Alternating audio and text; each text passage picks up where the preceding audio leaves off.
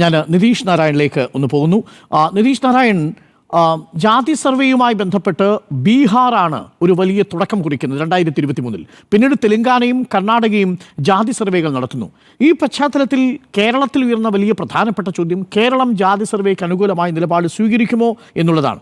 Minority Indians planning and vigilance commission trust നൽകിയ കോടതിയലക്ഷ്യ ഹർജിയിൽ ചീഫ് സെക്രട്ടറിയുടെ സത്യവാങ്മൂലം എന്താണെന്നറിയാമോ? ജാതി സർവേ നടത്തേണ്ടത് കേരളമല്ല, കേന്ദ്രമാണ്. അതുകൊണ്ട് കേരളം അങ്ങനെ ജാതി സർവേ നടത്താൻ ഉദ്ദേശിക്കുന്നില്ല എന്നുള്ളതാണ് നൽകിയിരിക്കുന്ന സത്യവാങ്മൂലമായി ഞാൻ മനസ്സിലാക്കുന്നത്.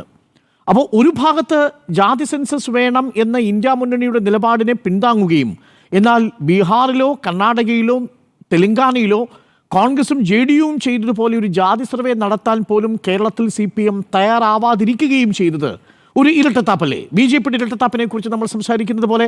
അതുകൊണ്ട് കേന്ദ്ര സർക്കാരിൻ്റെ ഈ നിലപാടിനെ, ഇതിലെന്തെങ്കിലും ആത്മാർത്ഥതയുണ്ടെങ്കിൽ CPM സ്വാഗതം ചെയ്യേണ്ടതല്ലേ?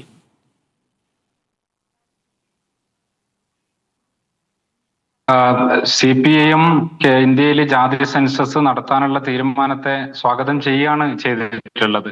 മാത്രമല്ല, ജാതി സെൻസസ് നടത്തണം എന്നുള്ള ആവശ്യം ഇതിനു മുമ്പ് തന്നെ ഉയർത്തുകയും ചെയ്തിട്ടുണ്ട്. ഏറ്റവും ഒടുവിൽ നടന്ന CPIMന്റെ പാർട്ടി കോൺഗ്രസ് തന്നെ അത് ഒരു പ്രത്യേക പ്രമേയമായിട്ട് തന്നെ ജാതി സെൻസസ് നടത്തണം എന്നുള്ളത് പറഞ്ഞിട്ടുണ്ട്.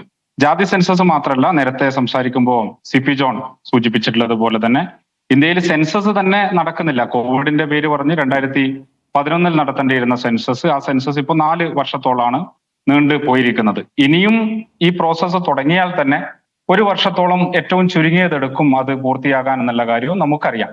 അപ്പൊ ചോദ്യം, എന്തിനാണ് നമ്മൾ ഈ സെൻസസ് നടത്തുന്നത് എന്നുള്ളതാണ്. എന്തിനാണ് ജാതി സെൻസസ് നടത്തുന്നത് എന്നുള്ളതാണ്. നമ്മൾ കാലങ്ങളായിട്ട് തന്നെ ജനാധിപത്യത്തെ കുറിച്ചുള്ള നമ്മുടെ എല്ലാ ചർച്ചകളിലും നമ്മൾ സൂചിപ്പിച്ചുകൊണ്ടേയിരിക്കുന്ന ഒരു കാര്യം, ജനാധിപത്യം എന്ന് പറയുന്നത് കേവലം തെരഞ്ഞെടുപ്പോ അല്ലെങ്കിൽ പാർലമെന്റ് സംവിധാനമൊന്നും മാത്രം.